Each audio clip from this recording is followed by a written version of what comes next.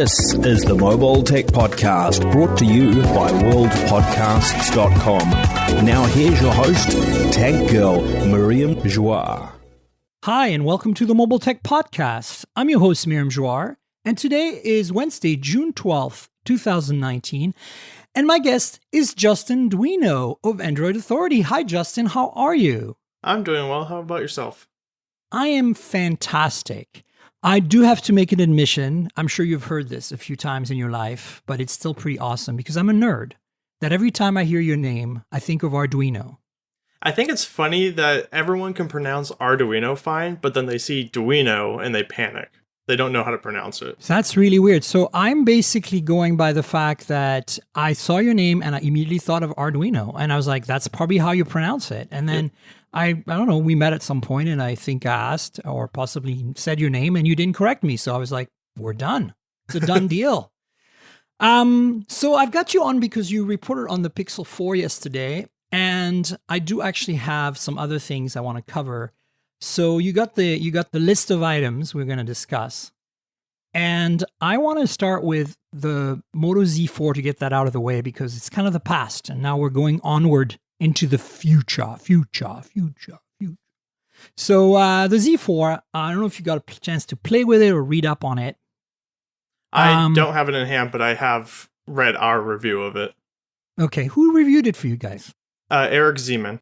Oh, Eric. Yes, I forget that Eric is with you folks now. Such a good guy. I've known Eric for like 15 years or something because we've both been reporting about phones forever. So I reviewed the Moto Z4 for geekspin.co. If folks, I'll have the link in the show description, but you know I write reviews for Geekspin from time to time. And that's Elena Stone's awesome culture and tech site. And so, you know, I get to be very tech when I review phones for her, which is great because she doesn't mind me being like a big nerd, basically. So, so my take on this phone, if you read my review, is basically, I think it's a worthy competitor to the Pixel 3a. And I think it's kind of a weird headline because a lot of people are like, are you nuts, Miriam, right? Like that's the first reaction, right? Based on previous Z phones. So did you have a chance to look at my review at all? I read through it really fast, and it kind of matches up with what our review was. Okay, so you guys, because a lot of folks I read, like I saw Michael Fisher's video, and a lot of people are like, kind of down on it. And I don't, like, first of all, let's put one thing out there. This is the best Moto Z phone of all time, by far. Not just because it's like 2019, and it's a new phone, right? Obviously, it's going to be better than 2017 phone. Spec-wise. I'm just talking about if you look at it at the time of release, this is the best Moto Z phone. I think more people are down on it because of the price. And I think for what you're getting from Motorola, for the price that you don't get on Verizon's deal, that's where the upset customers come in. But I think they're looking at it the wrong way. You're getting a $200 360 mod. You might not want it, and I get that. At that point, I would not say the phone is a good value. But you're getting a mod in the box, and it's a 360 camera mod. Now, it's not a great 360 camera. I've used it. I reviewed it back when it was announced, and it came with the Moto Z2 Play or something. It's been out for some time now. It's been a while. But I mean, look, the reality is a $200 thing. You're getting it bundled with a phone. I think this phone is easily worth $350 to $400. And I'll tell you why in a second. But I think if you sell it for $500 with a mod, even if it's a kind of meh mod, but it's still a 360 camera, right? So why be upset about that? Like, that's kind of my approach. Now, the other thing you have to realize, and I said that in my wrap up, is that it's going to go down in price within a week. You know it. Like, in a month or something, it'll be $400 or $350 or $375 because that's how Moto does, right? This is true. Droid does, as it were. Like they also, and Moto does. He does that. They just like I reviewed the Moto G7 and G7 Power. I'm primarily focusing on the Power because I kind of wanted to see if the downgrading of the specs was gonna hurt the phone much, and if it balances out with the extra power, right? So that's also a review I did a while back on geekspin.co. But at the time, I was like, the price, it's a little too high still. And then, now it's like something like $210 or something for that phone. And I'm like, that's perfect at that price. Like, go get it. Like, there's no doubt about that, right? So I think the Z4 is going to be one of those. I don't think you should buy the Z4 now for $500 with the mod, but buy it with when it's $350, $375, $400, and it comes with the mod. And you're going to say, well, okay, so you said it's worthy, this is comparable in some ways to the Pixel 3a XL at least. And here's my take on it. Where it's better than the Pixel 3a is build quality, materials. It feels premium. This thing feels like all the Z phones, really nice. And then the other thing that makes it, I think, better is, the mods. But that's something that, again, if you don't have mods or you're not a big nerd that wants to kind of get into mods, maybe there's a bunch of mods you can buy at a discount now, and it might be worth it for you to get a Z phone finally, or you had a Z phone in the past. It's a harder sell, right? But I still think that for the first time, I feel I can tell people, look, if you're looking for a mid-range phone that's pretty decent, consider Pixel 3a XL or the 3a, or consider the Moto Z4, assuming you want to pay $500 and get the mod as well, right? That's kind of where I'm at with it. Well, obviously, I haven't held the phone in hand, but the biggest complaint going towards those mods is from everything I've read and viewed online, is that the mods don't fit exactly right. Since they curve the back of the phone a different angle, or there's like a different bezel, the mods have a little sharp corner, and so it doesn't feel as premium when something's attached to it, from what I've read. Yeah, but I really think people are making too much of a fuss about it. I have a bunch of mods. I've tried it out. And yes, you can feel it, the edges of the mods a little more, especially the mods that have kind of sharper edges. But it depends on the mod, and it really isn't something that feels like a big deal, Like, I think that the phone by itself is way slicker than people give it credit. And these Moto Zs have always been super slick. This thing is thin. It's got a 3,600 milliamp hour battery. And that's the other thing. I think it's going to get better battery life than the Pixels and the 3A, 3XL, because I was blown away by the battery life on this thing. At first, when I got it, I only had it for 4 days to review. Like, I literally got it 4 days before the embargo. So I was like, oh crap, one of those reviews, right?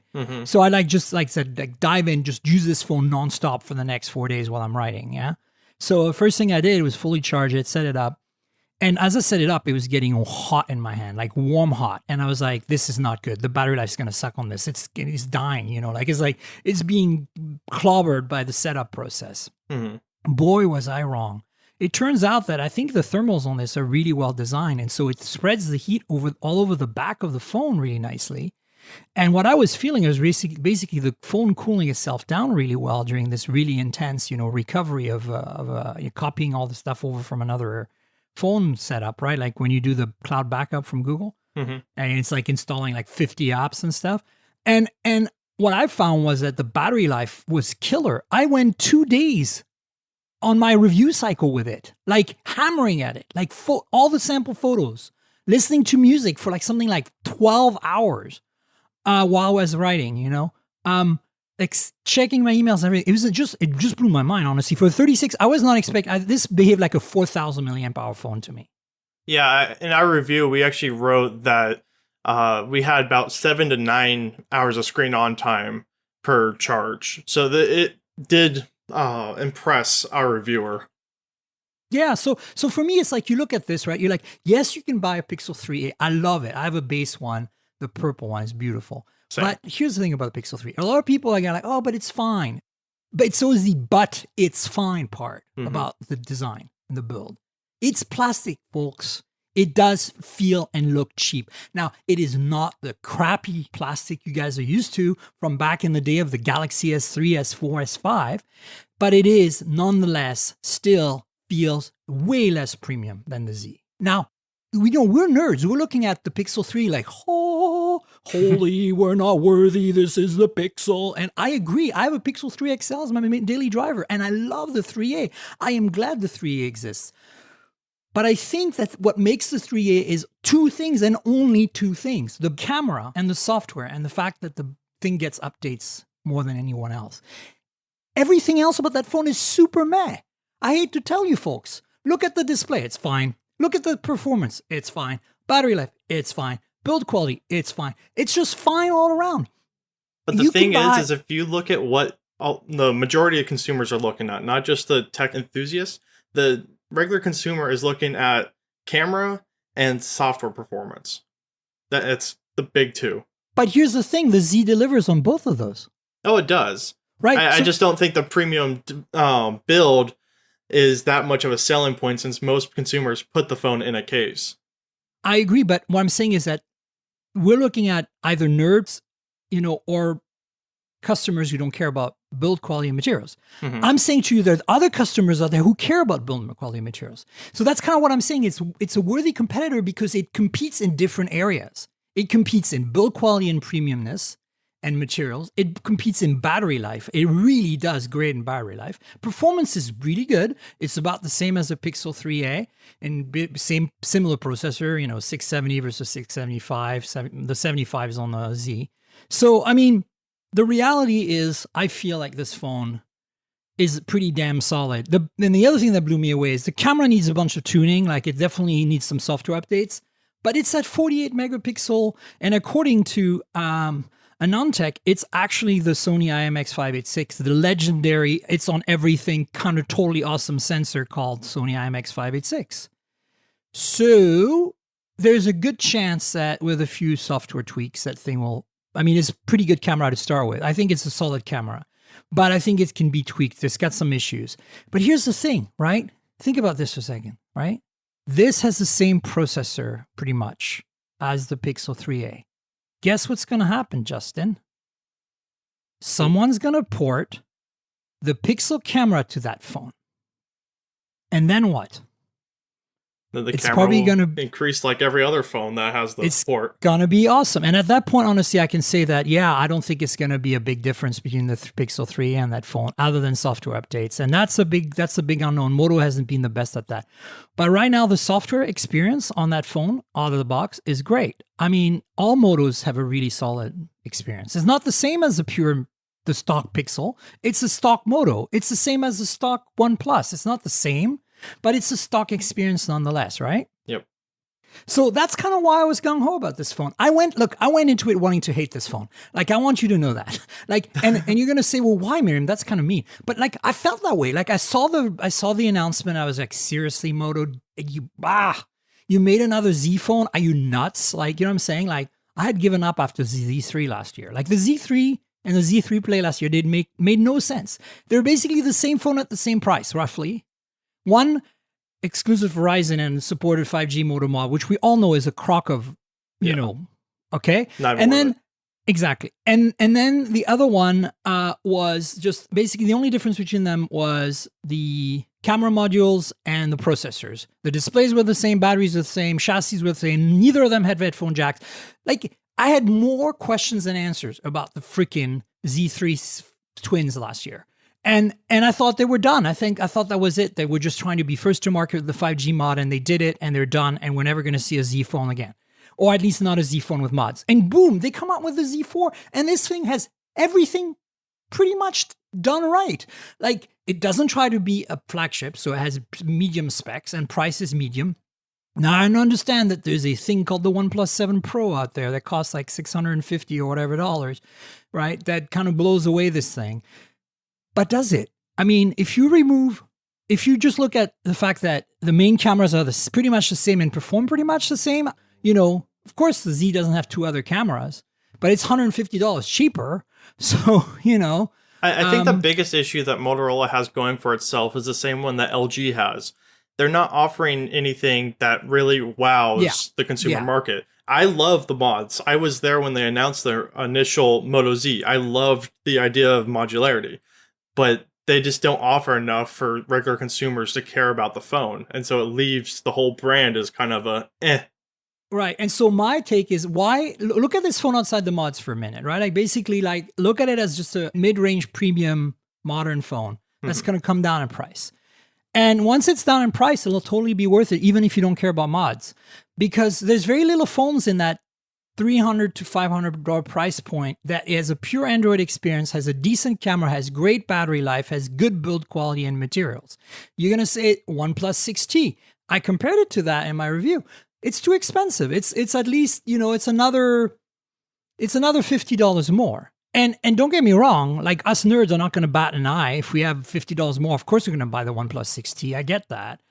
But I'm just saying that this is the average person, right? This is not, and when it's $375, the OnePlus 6T won't make any sense anymore, right? Right. The Pixel 3a regular will still make sense, but not the OnePlus. And yeah, you can stretch your budget to $600 plus, $650, whatever it is, to get the OnePlus 7 Pro. But you're in a different category now. Like you're in pure flagship category at that point. So I think that's the other thing. Is in North America, it's a hard sell a phone like the Z4 because people just go to a freaking carrier and buy a flagship, right? They don't care. They can afford it. That's where one like benefit for this phone is that it's at such a reduced price if you're a Verizon customer. Right. So that's the other thing. Of course, you get the big deal with Verizon, and you get the you get the Moto mod if you want the 5G mod. If you're crazy enough to try 5G right now, this is a good deal for a 5G phone that's going to step up to 5G. This phone is very modern. It has an in-display fingerprint sensor, which, by the way, doesn't suck. It's a little slow, but it's reliable, which is kind of surprising to me. Slow I can deal with. For unreliable is the worst part, right? Mm-hmm. So this thing works. Has Face ID. Has a really nice display that covers. I wrote this in my review, and I really believe it. This Z4 is basically the culmination of that form factor, right? It's the most screen you can stick in that form factor, other than, having a pop-up camera or an under-display camera, right? Like they finally reached that point where they've covered the entire front of the phone with a screen. Basically. On a Z series. And it's pretty cool, to be honest with you, because that's a lot of real estate, because that chassis was always really big. Anyway, look, I agree that this is not necessarily the phone for you or for me or for generally the listeners. I'm just saying that we have to give it a chance.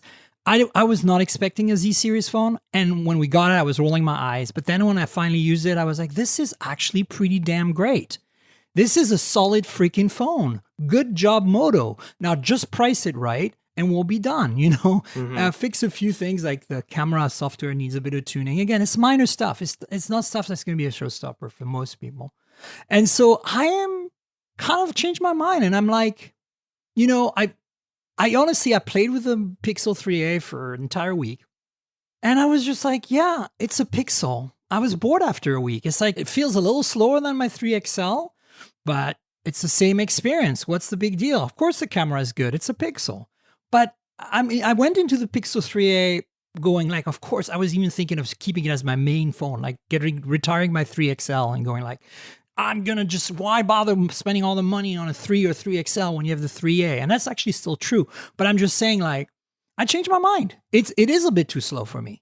It doesn't feel like a Pixel to me. I mean, it does, but it doesn't. You know what I'm saying? It just feels cheap and a little too slow and just kind of meh. See, I'm in the other camp. I know this doesn't have anything to do with the Moto Z4, but I've completely replaced my Pixel 3 XL with the Pixel 3a. I don't mind the speed difference. I just find it too slow. I mean, it's because my other phones are like a Huawei P30 Pro and a OnePlus 7 Pro. And I'm like, I can't deal with... I mean, I already find my Pixel 3 XL slow. Never mind the 3A. I mean, don't get me wrong. It's not slow. But you notice the difference. And if it works for you, perfect. Like, I just feel that a lot of people are putting the 3A on a pedestal. But after, a few weeks of using it, I feel like, yeah, it's good. It's a solid phone. Absolutely will recommend the 3A to anyone, especially 3A, not the 3A XL, because it's not worth the extra cost. But the 3A, yes. But honestly, I think that, I don't know. Like, to me, I think the Z4 is more interesting. You know what I'm saying? I understand what you're saying. I think the biggest issue and the one thing that Motorola could do if they get the pricing right is that everyone is tired of spending $1,000+ on a smartphone. So if you could get a really good package for a lot less, that's where the Moto Z4 could be a success. Yeah, and I think that, yes, you're right. I think Moto is thinking a bit in a vacuum here. They're looking at the market as a whole, and they're looking at customers as generic, right? And if you drop the price, as I said, to like what it's going to be in a week or a month, that phone's going to perfectly fit into that little vacuum, right? In their minds, they've done everything a user wants. Big screen, sleek design, great battery life, good camera, cool tech like the teardrop notch and the in-display fingerprint. And then you get mods if you want. Why wouldn't you like that phone? That's how Moto's looking at it. And you know what? I think they're freaking right. like, you could look at it that way. It's a perfectly valid way to look at it. And for once, it's not stupid like the Z3 was last year and the Z3 Play. This is the first Moto Z phone that I feel I can recommend since the Z Play and the Z2 Play. Those two were great phones for their money. Once the price dropped, right? I liked them a lot back then. I never liked the flagship Zs. And so I think this is true form. This is a return to what the Z was always expected to be. A mid-range phone with all the features. And the headphone jack return on that phone is a freaking wow. This is the first company I can think of that's come back on their decision this is the best spec phone that Moto builds right now. Isn't it? I believe so. I believe it's their flagship. So even though it's not a flagship, they've put a headphone jack back on that phone. Like, wow. Okay. So anyway, that's my take. Check my review. We just talked about the OnePlus 7 Pro, and I didn't put it in the show notes, I think, but I want to mention quickly, I do have that almond one that just got announced. I've been too busy to do an unboxing video and show it to you folks. So by the time this podcast gets released, you'll probably see an unboxing video of that phone on my YouTube channel and some photos on Instagram. If you thought the blue one was cool, wait till you see the almond. It's not my favorite color. I still like the blue, or even better, the purple from the 6T. But I have to say that white and gold, like essentially beige and gold, almond color and gold, is super bling-tastic. It's not going to be for everyone, but wow, does it ever feel premium. I love the color. A lot of people were saying that it's a clone of the gold iPhone, and it's pretty close, but I love the color. I think it's great. And look, it's a OnePlus 7 Pro. What is there not to like? And on top of that, it looks blingy. If you're looking for blingy, and then go get that one instead. That's all I'm saying. Like, look, you can't go wrong with the OnePlus 7 Pro. It's big. That's the only thing you have to deal with, okay? To me, it's almost too big.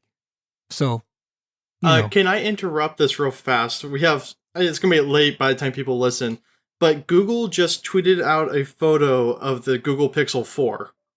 No. Yes. The official made by Google account. I love that we're having live action news. I'm going to look at that right now. It fully matches the renders and everything else that were leaked out. So what's just the made by Google account? Yeah, the made by Google Twitter account. I'm looking at it right now. Wow, look at that. Oh my goodness. Well, since there seems to be some interest, here you go. Wait till you see what it can do. Wow. That is smart marketing on their part. Last year they were talking about how everyone leaked it out and how it wasn't much of a secret, and I guess they're still rolling with that. Well, guess what? Let's talk about that. So, thanks for finding that and pointing it out, because obviously by the time this show is out in 2 or 3 days, you might have even more news, but we can't, do the show in the future. So right now, this is what we have. You wrote 2 stories on the Pixel 4 rumors. Tell us all about it. Well, the first one came after Lou from Unbox Therapy showed a video of different metal models of what the Pixel 4 and Pixel 4 XL are supposed to look like. They're usually used for case makers. But what was really interesting is that he had supposedly information about the different cameras on the phone. Around back, obviously the renders that had leaked and the image that Google just shared shows 3 different sensors around back. According to Lou, there will be 2 camera sensors and then a spectral sensor. It's not really clear what that would be used for, but I would assume it would be for color accuracy. There are other phones that have spectral sensors. LG's done that before. It's just basically measures color temperature, right? Mm-hmm.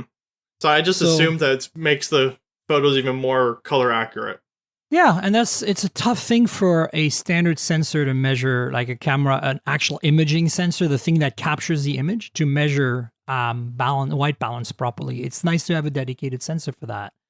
The proof is obviously in the pudding, as they say. We'll find out how much of a difference that makes for color accuracy once we get our devices. Mm-hmm. So to fill you in, we've had a lot of conversation on the show, Justin, about the Pixel 4 and what I want to see in a Pixel 4.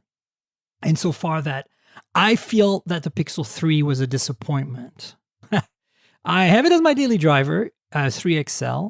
And it doesn't mean it's a bad phone. Did I recommend it? Yes, at least until I would say November, December timeframe. But beyond that, it was hard to recommend because the big issues for me were, other than the ugly notch, which obviously depends on which model you choose, but it's really still an ugly notch, was, again, feel very much the same criticism I've had with the 3A, which is the build quality materials and general premiumness didn't feel there. Now, on the 3, I'm willing to let it go because it's a $350 phone, right? It starts at that price, or $399, whatever it is. But on the 3XL and 3, these are supposed to be the flagship premium phones from Google, and they just, yes, they're metal and glass, and they're pretty well made. But compared to like what was even happening when they were launched, what Huawei and OnePlus were doing, or Apple was doing, or Samsung was doing, it just wasn't even the same league in terms of build quality material. So it never felt that premium to me, number one. Number two, the price was pretty high. Not as high as some other flagships, but pretty high. And then the biggest thing, the thing that's causing me so much grief every day with my Pixel 3 XL is 4 gigs of RAM. Now that I've lived with 6, 8, 10, 12 gigs on my OnePlus 7 Pro, you're going to say, Miriam, are you nuts? We don't need that much RAM. I'm like, no, we don't. But when you have it, what can happen is the OS can load the apps in a RAM disk. And you know what that means? Your apps load instantly. It's so snappy. The phones feel so fast. Huawei and OnePlus are the two companies doing that, but basically using a big chunk of their RAM as a RAM disk. When the phone boots, it creates a RAM disk, loads all the freaking apps. They call it whatever, Turbo app, whatever. They have all these names for it. It's really just a freaking RAM disk. If you've ever used a PC in the DOS days in the 80s and 90s, you created RAM disks all the time because you didn't have, you had extra memory that you couldn't use, above 640K. So you stuck stuff up there. And it made your computer faster. And now it makes your phone faster. I want more freaking RAM. Okay. Google, give us 8 gigs on that thing. Okay. That's all I'm going to say. Google has to up it. Like, the fact that they put 4 gigs of RAM in their mid-tier phone, the Pixel 3a, tells us that they have to realize that that's just like the baseline now. And that's not even for a premium flagship. That's the minimum a modern phone needs to run semi-smoothly. And that's always been the bottleneck with the Pixel 3 and Pixel 3 XL.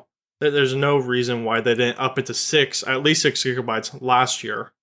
Yeah, absolutely.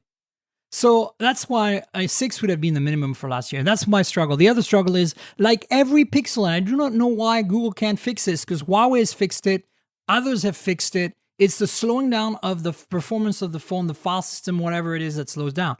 Now, I understand that fragmentation, but like there are ways to manage that. Why can't we have a phone that lasts for 2 years and stays snappy, folks? Come on. Like, this is ridiculous. And that's really where Google's I keep saying bottleneck, but they come out with these phones that are pretty much stock Android. It's got the Pixel experience, but they just deteriorate over time. I thankfully haven't had as much of an issue with the Pixel 3, but with the last 2 Pixels, after like 5 months, the performance just took a giant hit, and I don't know why. I know other people like Arnhem from Android Police report on this all the time. Yeah, and it's honestly noticeable. Like, it's not that my phone doesn't work. It's not that my phone is a bad phone, my Pixel 3 XL, now, today, in June. It's just meh.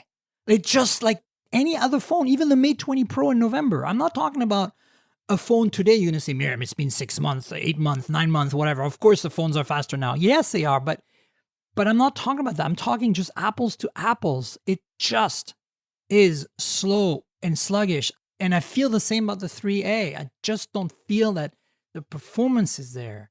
Like, you can do better with that same processor, folks. So you just need to give it the hardware it deserves. So back to the Pixel 4. I want no holds barred. Sell it for $1,000. I do not give a okay? It's like, I want the best. Give me the best. I will pay the money for it. Make it $1,200. I don't care. Give me the best Google can make. If Google's really going to be trying to compete with the rest of the market, then it really needs to put premium hardware inside their phones. Like right now, sure, the camera is amazing. No one says any other smartphone has a better camera. But there's a reason why most people aren't buying a Pixel. They just don't have the complete package. Exactly. And also there's the fact that it's kind of a nerd phone and nobody really knows about it. And I really like that the 3A makes it more popular and more visible, and that they're marketing it and everything. Still, I feel like I want a Pixel 4 that has no camera. So back to what I was going to say, all of this to bring up the 3 cameras. That was one of the things, other than RAM and performance, which we just talked about at length. My biggest gripe with the Pixel 3 and 3 XL was, oh my God, how can it be that Google, the camera leader, is not coming out with at least a tele or a wide angle on the 3 and 3 XL back then? Back then, I felt like you needed at least 2 cameras. And this year, 2019, it absolutely needs 3 cameras. The versatility is what makes these multi-camera phones great. And imagine adding the color science, the AI science, the image processing, and general photo science that Google has mastered on the Pixel so far to a 3-camera setup. Holy crap balls. I am so on board with that, right? I'm upset that the Pixel's gonna be a year behind still, because they're only putting 2 real camera sensors on here.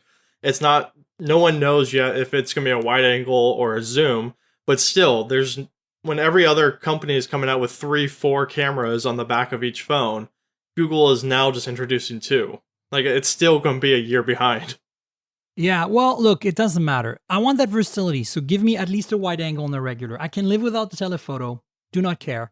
And especially if they go to a Sony IMX 586 or like a bigger pixel count main camera, then they can do lossless zoom for a bit. Because a lot of people are not doing that with the IMX 586, but it's one of the things it can do. It's very much like the Lumia PureView back in the day, where it had 40 megapixels, 41, I think. And yes, a lot of it was used for pixel binning, for low light, noise reduction, and for basically better accuracy and quality photos. It would downsample to like something like 8 megapixels or whatever, 5 megapixels even.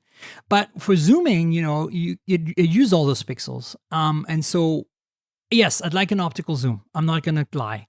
Like, I'd like 3 lenses, but even the 2 I'd be fine with, especially if one of them is ultra wide. Mm-hmm. So that's my take on the 4. I like the look. I like the idea of the square pod. I've liked that a lot on the Mate 20 Pro. I know it kind of looks like a lot of what Apple's been doing, at least is rumored to be doing. We're not sure, right? But yeah, the renders look almost identical to the 2019. But you know what? That's not a bad thing, because if Google makes a phone that looks like an iPhone, maybe people will be like, oh, okay, yeah, all right, that's not an iPhone? Oh, okay, that's interesting. There's another thing called the Pixel? Oh, okay, tell me more.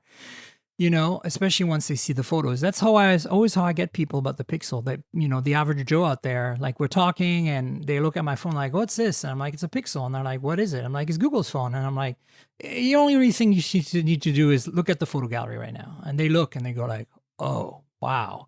And I'm like, yeah, that's basically the Google phone. Welcome. I think our review for the Pixel 3 was the Google iPhone, because it's just that stock Android is so beautiful, and the phones, I think the phones would sell beautifully if Google would actually market it, which they could this year, because the Pixel 3a was sold on every carrier except AT&T. Which is weird, right? So I'm hoping they do exact same thing with the Pixel 4. Speaking of which, I just want to say, my main account was T-Mobile, and I do have a couple of SIMs with other carriers, and including one with AT&T. And the other day, my SIM is really old. It was like a micro SIM that had shaved down to a nano SIM, and I was getting these texts from them saying, please update your SIM. So I went into a store and updated my SIM, and the worker there was very, very nice. I got a really good service, very happy with it. They didn't argue with me and ask me stupid questions, try to upsell me to anything. They just did their job, and I got a new SIM and it worked right away and everything was great. Except for one thing, and that blew my mind, because I never go to carrier stores.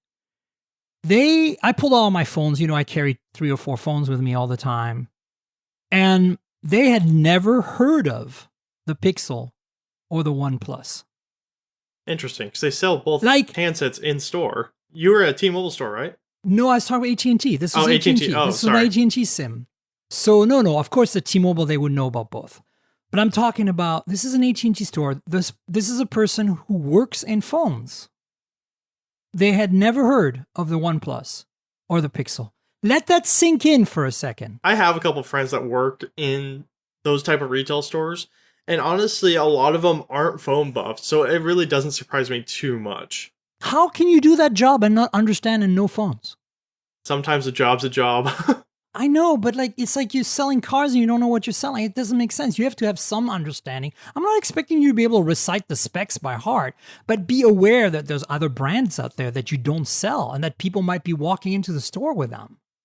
Like basically I made a quick test. He didn't even know that LG existed. Basically, this guy just knew about Samsung Galaxy. He didn't even call it Samsung. He called it Galaxy and iPhone. That's it. So he basically was educated on the phones that they sold, and that's it. That they wanted him to sell. Yes. Right. Anyway, it's an aside. I just want to say this is not a surprise. I know a lot of people like, Miriam is like that all the time. I'm just saying I experienced it. Holy crap balls. This is insane. Wow. Fail, fail, fail. Okay. And again, not the guy. The guy was great.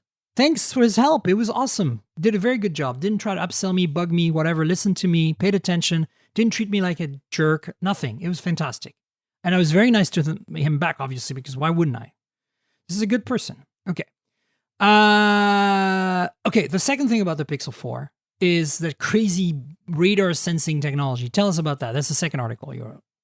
Okay, so that's based off of Google Project Solely, which is part of their ATAP. And so there's going to be a little tiny, or if this rumor is to be believed, there's going to be a little tiny radar inside the phone somewhere that you will be able to interact with hands-free. So based off of the demos that we saw in 2015 and 2016, you would basically be able to twist your fingers or tap your fingers together and cause something to happen on the phone. So examples that they showed off was changing the radio station or turning up the volume. Wow.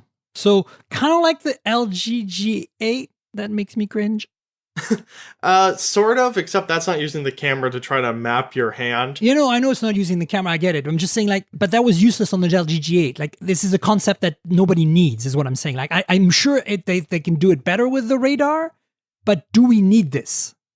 I don't know if you technically need this. I think it would be cool that if you, I don't know how Google's might implement it, but if you had your phone in your pocket and you're running and you're listening to music and you want to skip your track, you don't have to take your phone out. You just wave your hand a certain way over your pocket and it would be able to read that.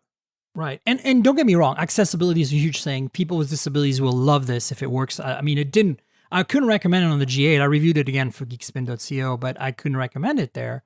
Yeah, you should go there. And I read that because I had a lot of qualms with that, but I don't think the features are bad because again, some people, especially people with disabilities, can really benefit.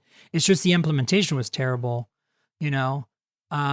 And I'd rather see things like, you know, OnePlus where they tend to not put gimmicky features on. It's just solid all around, right? Mm-hmm. In my OnePlus 7 Pro review, you know, the only thing that I lamented basically is the lack of headphone jack at that point, you know? It's like, give me a headphone jack. I wonder if the Pixel 4 will have the headphone jack back. Do you think it will? I don't think it will. I know they brought it back for the Pixel 3a, but I think that was because Google viewed it as more of a mid-range feature than anything else. So I don't think they're going to backtrack and bring it back to the premium flagship. What if they do? Dun, dun, dun. I think it would make a lot of people happy if they did. What the fuck? This would be amazing. I would love that, honestly. I'm a big fan. Okay, well, so some pretty solid rumors, and one of them definitely confirmed by Google this morning. So that's great. Are you excited? I'm excited. I've always been a Google Pixel fan, so I already know I'm going to be buying this at the end of the year. Me too. I'll get it. But the thing is, you know, don't disappoint me again, Google, or you'll be on my, you know, S list. And because I want to believe but it's not just about software. Okay. Phones are no longer just a software window into your world, like Apple likes to say. Right? Mm-hmm. No. I want the best freaking hardware. I will pay for it. I do not bat an eye if a phone is $1,000. I know a lot of people don't like to hear that, but it's just the reality. It's like you get what you pay for. You know, you want to buy a nice car, you pay for it. Like, I don't care. It's like but I don't want freaking compromises. I'm done with it. I know that, speaking of price, I know we have a debt problem in the United States, but at this point in time, it's not like most people are going out and spending $1,000 at one time. Well, exactly. That's the other thing. They're It's all financing subsidized everything. anyway. Yeah, I know. And look, I'm not saying like there is room. That's the thing though. It's like we keep saying, all of us journalists and the media, we keep saying there is room for $200, $300, $500, $600 phones. And I totally believe that. I mean, if you want the best flagship that costs a reasonable amount of money, just go buy OnePlus 7 Pro right now. You're done. I'm just saying that if you want a Pixel right now, the hardware sucks. And it's been like that pretty much since Pixel 1, okay? Like, I want the hardware to not suck. And I will pay for it if that's what I have to do. So Google, get your game on. I'm like I'm in a mood today. Okay, so quick things I want to go before we start bullet point the news. This is the big news. The smaller news are coming next. I want to quickly talk about my Huawei Freelace review, my first article on Android Police, folks. So, yes, you're going to say, what happened? Well, me and David were just, shooting the shit once and just like, hey, do you want me to write? And he's like, yeah. So we did. And so here we are. So, so it was as simple as that. That's what happens when you've been a journalist for a long time and you've been writing for a bunch of publications. People are just like, oh, yeah, write this for us. So the Freelace, not to confuse with freelance, which is what it autocorrects to, by the way, every time. The Huawei Freelace is basically like the Bullet Wireless 2 from OnePlus. Basically the same idea, except it's better in every way. So I'm not going to just leave it at that. I just want to promote the fact that I wrote a review. It's on Android Police. Go check it out. AndroidPolice.com. Look for Huawei Freelace. I'm not going to get into the details as to why. I want you to read the story. Trust me on this. It's better than the Bulls 2 Wireless. I will throw in one piece of information. I bought the Beats Wireless 2 over these only because the Huawei headphones aren't available in the US. That was my one reason. Right? That was my only reason. I mean, you can buy them gray market. And by the way, I didn't say Beats. I said Bullets. I was talking about the OnePlus Bullets Wireless 2. I wasn't comparing them to the Beats. I've never played Beats with the Beats ones. Did I say Beats? I meant Bullets. You said Beats. Okay. I wasn't sure. Because there's a Beats equivalent, right? I'm sure there is. And Beats sucks. I don't like their sound quality. I'm sorry, folks. Move on. If you have Beats, I apologize for just offending you, but you have the wrong headphones. 100%. Trust me on this. I'm one of those annoying audio people. Trust me. Get another pair of headphones when you can. Your ears will stop bleeding. That's why they're bleeding at night when you go to bed right now. Okay? Beats. That's why. Okay. So, leaks and rumors, there's a bunch more. Galaxy Note 10 leaks. The latest Galaxy Note 10 leak is, well, there's a bunch. I actually linked, I'll put in the show description, a video by Android Central, Alex Doby did, that kind of summarizes everything we know about the Note 10. I know we didn't talk too much about the Note 10 rumors last show. We just mentioned that there were a bunch of rumors and I linked to some stories. Basically, what we're looking at is two sizes, a regular and a Pro. We're looking at no buttons, potentially, kind of like the HTC U12 Plus or whatever it was. Mm-hmm. No headphone jack, which is a bummer, but then again, the Galaxy Fold has no headphone jack, although that phone doesn't technically exist. And, oh, that was a slam, Samsung. Yeah, that was a slam. I hope you caught that. I'm not trying to be mean to Samsung. I mean, I like their phones. It's just like, come on, get things together here, okay? I mean, the Note 10 looks delicious, honestly. I love the squareness of it. Like, that's the other thing. The design looks very square with the camera pod along the side, like an iPhone on the left, vertically. The Pro would have 4 cameras on the back. The regular would have 3. The 4 cameras are obviously going to be tele-wide, regular, and time of flight. And I mean, what else do we know? Well, the one interesting... a hole punch camera in the middle, which is weird. Why do that? I don't know. I think it's weird, but I think it'll look better than having the entire status bar shifted over a little bit. I always thought that looked weird in screenshots. I just find that the hole punch in the corner is kind of, you forget about it. I'm not sure if I'll forget about it as much as if it's like a teardrop thing in the middle like that. That's just my take, but... The proof will be in the pudding when I usually use a Note 10, if they even send me one. It took me forever to get a Galaxy S10 from these folks, S10 Plus. They've been a little stingy with reviewing it. Are you listening, Samsung? This is Miriam, okay? You send me the phones. You don't argue with me. So, just kidding. I understand you have constraints. So what's your take? I mean, what's the latest leak here? What's the thing that stands out this week? it's just all these little details that are finally coming together about the phone. We're still not sure about battery size. There's a rumor that one of the two handsets will come with a 4500 milliamp hour battery, and I'm leaning to believe that's the bigger Pro version. But there's still a lot to learn. One thing, I'm not really the biggest fan of the squared off design, and I tweeted this when the render came out that if anyone hated on the Sony Xperia squared build that they used on so many of their phones over the years, then they can't really say they like this, in my opinion, just because it's so similar. I love that kind of design. I love like the next bit Robin. I mean, I'm less of a fan of the Razer because it's Razer. Sorry. I have so many issues with the Razer, especially their phone. I like their products, don't get me wrong, but it's kind of like this overhyped, oversold, the under-delivering kind of product that I'm just like, wow, I'm not making friends on this podcast today. No. But at the same time, it's all for your own good, okay? So listen to old grandma Tank Girl, all right? So yeah, look, I'm excited about the Note 10. I'm bummed if it doesn't have headphone jack, but it's kind of the way things are going, so I wouldn't be too surprised. At the same time, I feel like I like what I'm seeing. There is a few weirdnesses for me, which is the center mount punch hole camera. The lack of buttons is going to see how that plays out. I'm open to Samsung probably in a better shape to do a better job than HTC did. So hopefully that won't be a disaster. We don't need another Galaxy Fold in our midst, folks, okay? Please work hard to make that happen. We all want a good Note 10.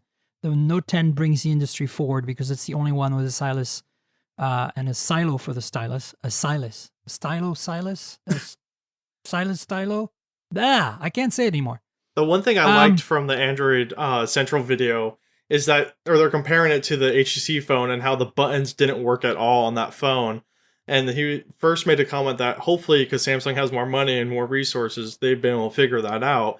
But at the same exact time, the Galaxy Fold came out and that completely failed. So, yeah, look, I think this is, again, just to be serious, I know I've been kind of, making fun of companies and stuff, but like, I think Samsung, knows how to do stuff right. And the Fold issues were caused by pressure to deliver on time, and probably the engineers were yelling and screaming. We talked about that in the podcast back in the day. That you shouldn't do this, shouldn't launch, we're not ready. And they did anyway, and here we are. It's kind of the same that happened with the Note 7 and the battery, I think, in many ways. And of course, they don't handle it well in terms of crisis management because Samsung doesn't know how to do crisis management. But at the same time, I do know that they know how to make a good phone. And the S10 is a great phone. And the Note 10 will be a great phone. At least I hope. And I trust that they will make it right. This is their bread and butter. This is their flagship, right? Especially now that the Fold is kind of like on hiatus. They cannot have this go bad. And I think I'm actually very excited about this phone. Yeah. It's shaping up to be a pretty nice flagship. I'm still confused why they have two different lines, and I think they should merge them personally, but I get that some people are going to want the larger phone with the stylus, and some just want an all-around good phone. Oh, by the way, speaking of stylus, we're going back to the Moto Z4 for a second, but the Moto Z4 supports Microsoft Active Pen. So if you have a Surface stylus, it'll work on it. Did you know that? I actually did not know that. Yeah, it's in the specs. That's how I discovered it, and then I was like, wait a minute, really? I didn't have a pen to test it with because I was in Portland when I reviewed it, but I'm not in SF now. I'm going to pull out my Surface Pen and see if it works. It's supposed to. I don't think anybody tested it. Maybe somebody should write an article about that. I'll pitch that to David Ruddock. Unless you beat me to it, Justin, and then you can write it for Android Authority. I just don't think many people will care, honestly. No, I agree, but it'd be interesting. It's that kind of article you're like, what? Anyway, back to the Note, and that brings us back to the next topic, something that Samsung's doing really right. Again, see, I'm fair. I like some stuff. The Galaxy A50 is coming to the US officially. So this means that people are going to you're going to be able to show them your Galaxy and they'll be like, oh, nice. Oh, that's not an S10. Oh, I'm confused. What is that? You know what I'm saying? Mm-hmm. Because people in the US, I don't think are used to anything that's not a Galaxy S flagship or Note. So the A50 is what? A mid-ranger? What's your take on the A50? It's definitely a mid-range. It's only got 4 gigs of RAM, 64 gigabytes internal storage. Teardrop notch. The thing is that it's filling that market that people are tired of paying for the $1,000 phones, and Samsung now has an option. And instead of just a outdated old Galaxy, you can actually buy a more modern mid-tier phone from carriers. Yes. So it's got 3 cameras in the back, an 8 megapixel wide angle, a 5 megapixel depth, and a 25 megapixel. Interesting. That's probably the Sony, the same camera as it's the front camera on the Z4. It's a 25 megapixel Sony IMX of some kind. It's also a pixel binned, by the way, on the Z4. So it's a pixel binned 25 megapixel instead of a pixel binned 48 megapixel. And then a 25 megapixel front camera as well with a slower lens, f/2 versus f/1.7. So look, the specs on this phone are cool, especially the battery, 4,000 milliamp hour. It's not too thick. Hopefully it's made of glass and metal, not plastic. It has an Exynos, which is interesting. I'm wondering if the US version will have a Qualcomm chip instead. Could not be quite sure. Because that's the specs, by the way. I'm reading Android Popo. Our good friend Jules Wang posted this 850 story. I will link to it. It is basically the specs from the international version, I guess, that are being shown there. So looks okay. So anyway, we'll see how it goes. I'm just happy to see something that's not a flagship from Samsung. That's not a J series. You know what I'm saying? It is nice. Which series is that Samsung just killed off? Was it the J series? I don't remember. Sorry. They merged one of their budget Could it series. be the A? No, the A is like the M series, the M and the J and the M. Maybe they merged those two. I don't remember. Either way, they're bringing this to Verizon for $350. Obviously, we have to check out what performance is like, but this is a great competitor to the Pixel 3. Surprised it's coming to Verizon with an Exynos. I'd be really surprised if it wasn't retooled as a Qualcomm chip for. Anyway, we'll see. So that's exciting. We got more rumors. Wait, there's more. Essential Phone 2.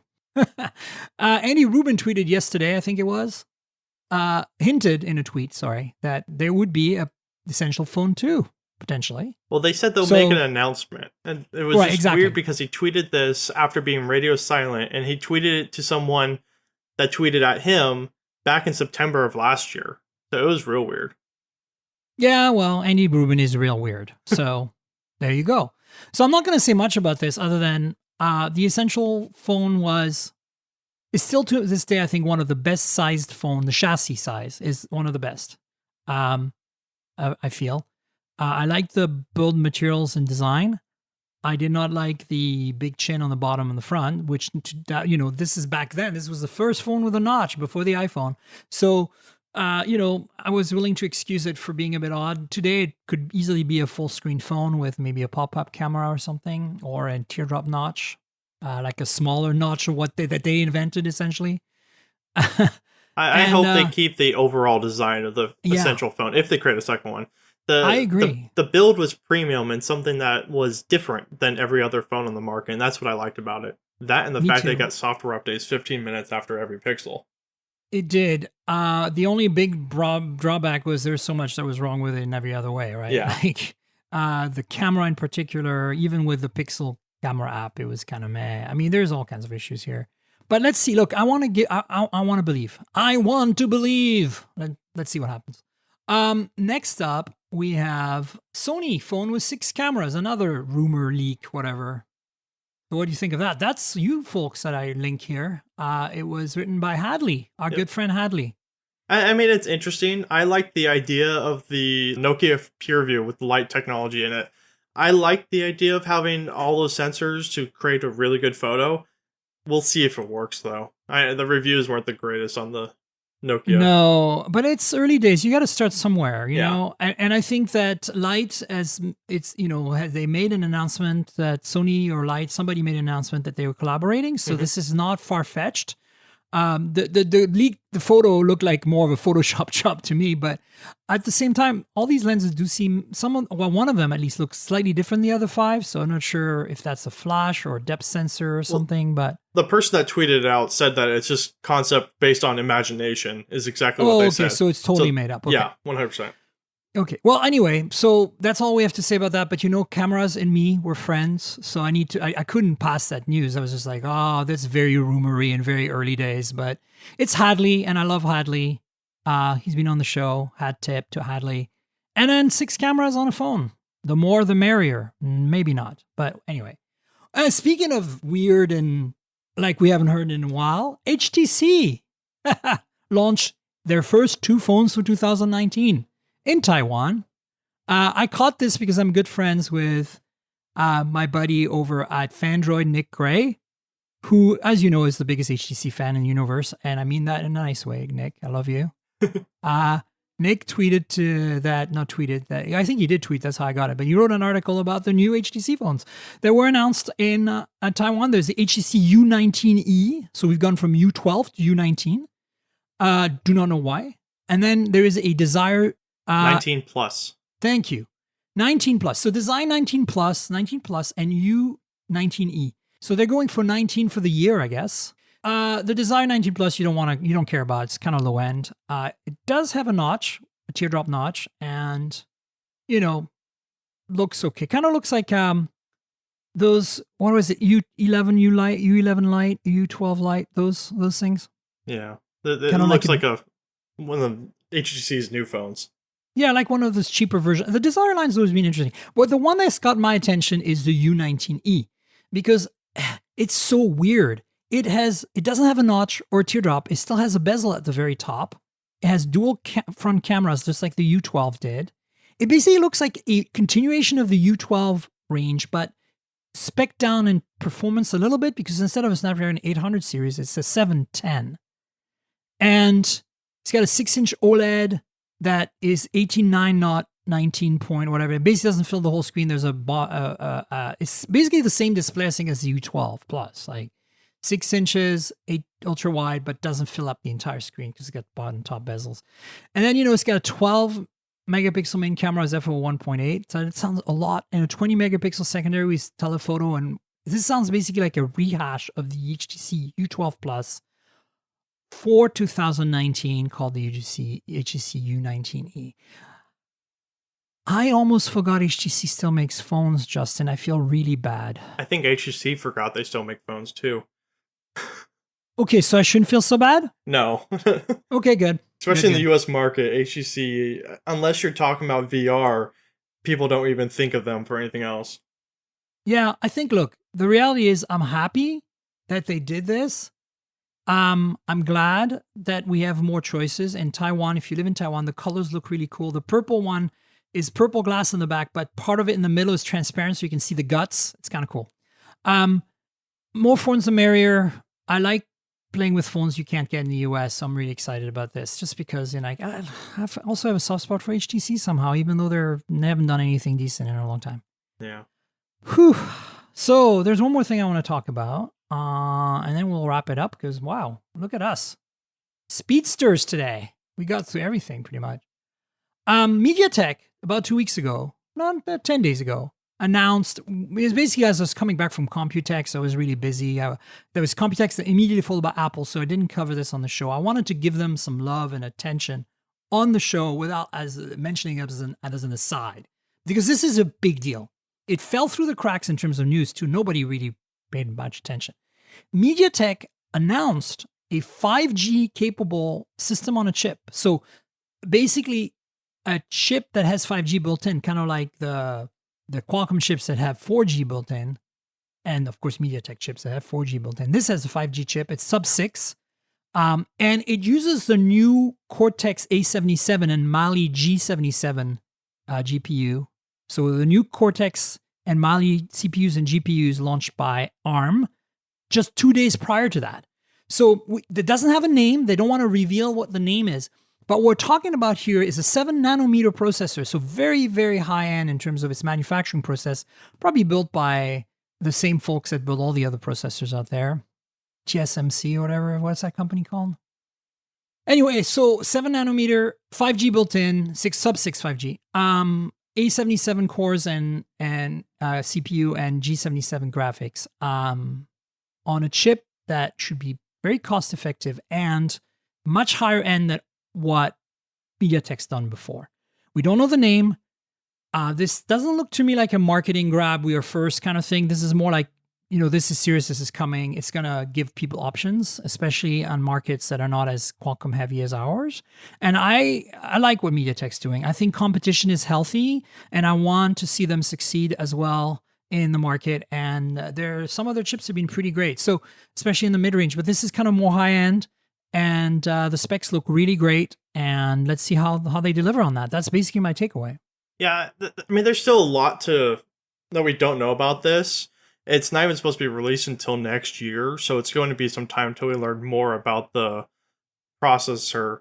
But I mean, what the source you linked was AnandTech, and they're saying that I went for that because it's pretty technical, and I didn't want to be like lightweight about this. If you're going to read about it, Andre at AnandTech is a really good source to read technical stuff. So I think it's cool that it's believed to support 4K 60 decoding and encoding, as well as support 80 megapixel sensors. So you should be able to pull out some really cool specs alongside this processor. Obviously, a lot of people in the US aren't probably that familiar with MediaTek, since most phones are running Snapdragon.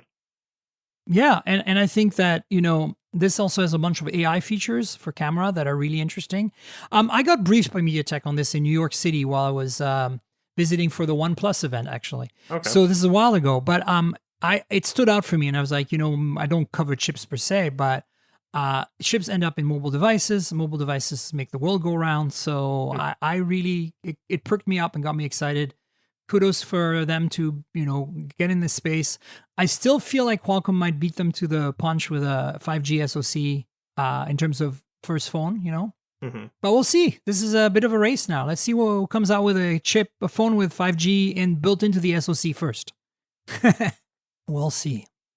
So what do you think? Good week? Bad week? Pretty good week, especially with all this Google Pixel stuff coming out. Yeah. I like that this little tweet this morning kind of cinches the deal, doesn't it? Yeah. It confirmed every design detail we pretty much know about the phone. They didn't show the face of the phone, so we can only go off of rumors off of the camera system, but that's about it. So the rumors on the front are that it's got a kind of hole punch, like oval hole punch, kind of like the Galaxy S10 Plus, yeah? Now, according to Lou, there's actually going to be a forehead on the top of the phone, and it's going to house 5 different cameras that will work for a security system, sort of like Face ID. Got it. Whoa, a forehead? Oh. Yeah. Better than that bathtub notch, though. Yeah, that's true. Better than bathtub. I'm just hoping that forehead is really thin, and that there's a matching footer that's really thin too. You know what I'm saying? I want symmetry, and I want it thin. Damn it, make it go. But it's already been found in Android Q that Google is working on implementing a more robust facial recognition system, because there's not going to be a fingerprint scanner on this phone. Based off at all? Not even in display? I always assumed they would be in display. As far as I know, it's rumored that there will not be a fingerprint sensor at all. It'll be all facial recognition. So basically 3 years after Apple, Google is finally, and Android is finally getting down to doing this properly, because it's been done before, right? The Oppo Find X did it. The Mate 20 Pro did it. Secured face unlock using a time-of-flight camera. The G8 did it. The problem is none of them are officially recognized as for payments and stuff, right? Like Google doesn't officially allow anything but fingerprint reader right now for unlocking payments on your phone. So that's always been a gripe of mine, because I like the idea that I have the choice between fingerprint and Face ID. And I think the ultimate future is about Face ID. Right now, it's just a little clunky still, but I would love to also see an in-display fingerprint reader. At the same time, have choice. Choice is what makes Android so great. So let's see what happens, right? It will be interesting to see what Google decides. Indeed. Well, on that note, Justin, it is time to wrap things up. I would love you to promote yourself, your social media handles, and of course, Android Authority and all the other places that people can find you, if there are any others. Maybe you have a blog about pets or something. I don't know. Just tell us all. All my social media is Duino, Duino, and that's Twitter, Instagram, basically everywhere. And then you can find me reporting on different Android topics over at androidauthority.com. Ta-da! There you go. You have it here, folks. Go check out Justin's work. Good person all around. Really enjoy hanging out with you at I.O., but I always enjoy hanging out with you. We just don't do it enough. That's all, because we always run into each other at some event, running around like crazy. So you folks know where to find me. I'm at Tank Girl everywhere, pretty much. That's TNKGRL, like the comic book character Tank Girl, but without the vowels. That's my Twitter and Instagram handle. I didn't get that handle on YouTube, but there is a YouTube account that goes with the podcast called youtube.com/Miriam Joire. That's my full name spelt out. Miriam Joire, no spaces. youtube.com/Miriam Joire. If you don't know how to spell my name, go to my Twitter. Go and look at my handle, Tank Girl, and you'll see my name spelled out there, so you have no excuse. Also, the podcast is at mobiletechpodcast.com. If you just stumbled upon the podcast and you're wondering, like, where do I subscribe? We're on all the major platforms, but mobiletechpodcast.com is the URL for the website that goes with it and for finding the RSS feed. So platforms we're on: Google, Apple Podcasts, of course. We're on Pocket Cast, Overcast, and also, let's see, TuneIn Radio, and Spotify. So check that out. Check me out. Subscribe to the show. Subscribe to the YouTube channel. Tell your friends. Like the videos. All that good stuff. It'll be great. I'm looking forward to seeing you on Twitter for comments, for discussion. That's where you'll find me. Finally, I want to thank Justin for being on the show. Thanks again, Justin. Thanks for having me. Awesome. And then I also have to thank our sponsor, Audible. Audible.com is where it's at for audiobooks. If you like to listen to books, and maybe you can't read them because you're driving all day or something, and you need to be able to listen to your books, so then you should check out Audible, audible.com. There's a special deal for the podcast listeners. It's in the description below for 30-day free trial. So if you're not already an Audible customer and you want to listen to books instead of read them, check it out. audibletrial.com/mobiletech is the URL. That's audibletrial.com/mobiletech. And remember, one of the cool things about Audible is that they have the best selection, but importantly, what I like the best about them is that you can listen to the authors read their own books in many cases. That is cool. So audible.com, thanks for being our sponsor, long time now. And yeah, that's it, folks. Thanks again, Justin. And we will be back next week with another show. Cheers, everybody. This has been the Mobile Tech Podcast with Tank Girl, proudly presented by worldpodcasts.com. You can visit us online at mobiletechpodcast.com.